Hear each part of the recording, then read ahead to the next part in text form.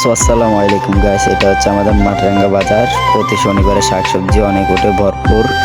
বাজার একটি হাটের মতো হয়, যা অনেক যানজট হয়। সবাই আসবেন এবং আমাদের বাজারটাকে দেখে যাবেন, এবং আমরা কার কার মূলা পছন্দ সবাই একটু বলে যাবেন। যা আমি একটু হালকা পাতলা ভিডিও করেছি, সবাই পাশে থাকেন এবং দেখেন।